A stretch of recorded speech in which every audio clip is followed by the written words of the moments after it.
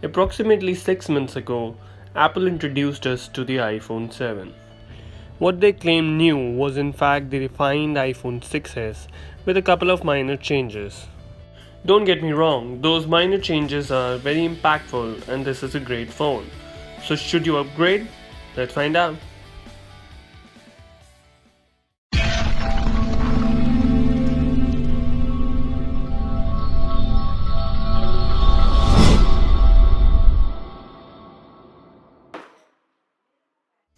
On the outside, nothing much has changed. Well, except for the new matte black color that you're seeing right now, which is my favorite variant by the way. On the back, antenna bands have been quite well hidden, and the camera bump is slightly larger than the last iteration because it is rocking a 12 megapixel camera, and most importantly, no headphone jack.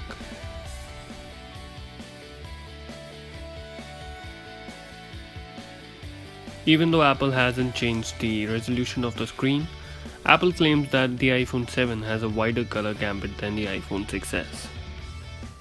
This iPhone 7 has been my daily driver for almost 6 months and never have I found any lag on my phone. The touch is super responsive and the apps open quicker than ever.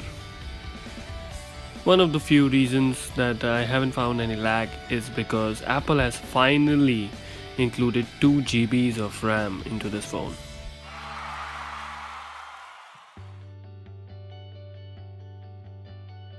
Apple recently released iOS 10.3 globally for all the iPhones, and this update has added much more to the overall speed of the iPhone 7. Apart from speed, you will find a significant increase in the capacity and the available storage on your iPhone after updating to the iOS 10.3. This is because Apple has changed the file management system internally and has switched to APFS, which is Apple Filing System. Apart from this, there is no other major change, although there is a minor change. An additional feature I will say that lets you know the application that needs to be updated in order to avoid any interference or any lag.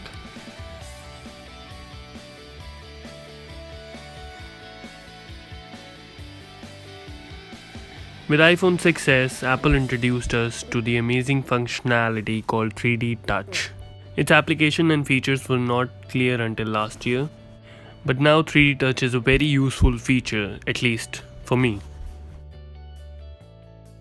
Day-to-day applications are now supporting the 3D Touch functionality and have introduced so many options and so many shortcuts to jump into the application on a specific area or a specific function. For instance, when you press on Twitter, you will find options such as search, new tweet, scan QR code, or share the application. You can jump directly into Bluetooth, Wi-Fi, or mobile data settings by pressing on the settings. One cool feature of the 3D Touch, when you press hard on the leftmost side of the screen, you will activate the multitasking window. When you swipe right to the other side of the screen, you will be taken to the most recent application, or if you swipe right to the half of the screen, you will activate the multitasking window wherein you can switch to the other apps. This 3D Touch functionality is the future. It has so much more potential. Why do you think Samsung included a 3D Touch supported home button on the Galaxy S8 this year? They could have added much more, but they don't want to pay another billion for a patent infringement. Battery capacity on the iPhones have been a hot topic for years. This year they have increased the capacity to 1960 mAh. It may not sound great, but it works great. Screen on time for me has been approximately between 4.5 to 5 hours with moderate usage. And no need to mention that iPhone 7 is the king for standby time. On an average, I am able to go through a full day of usage without any hiccup. This year the iPhone 7 is rocking a 12 megapixel sensor with a wide f1.8 aperture, which will bring in more light and therefore much better low light performance. After so much of nagging, Apple has finally included optical image stabilization for the iPhone 7. Apple has also included a quad LED but dual tone flash, which means it seems like there are 4 LEDs, but actually there are 2 colors which are further divided into 4 LEDs. You can also shoot 4K videos But for that, you should try to get the 128GB model, which will cost you even more.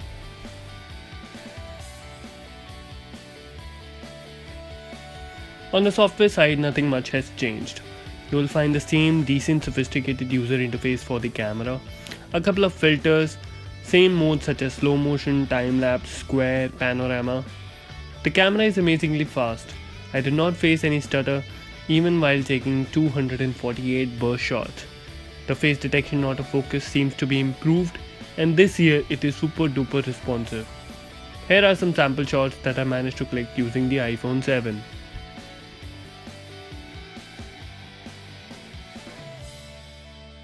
The upgraded camera with a new sensor and 6-element lens generates accurate and amazing shots. The image processing seems to be decent, colors are great, the shots taken on the iPhone 7 are more closer to the true picture. With the support of OIS, iPhone 7 is able to take a stabilized shot with a much decreased shutter speed. This also helps with the better low light performance. Moving on to the front camera, it is a 7 megapixel shooter along with the f2.2 aperture, face detection, HDR and panorama. The selfie shooter is supported by Apple's excellent Retina flash, which flashes the screen to serve as an artificial but effective flash. This is the finest selfie camera on an iPhone so far.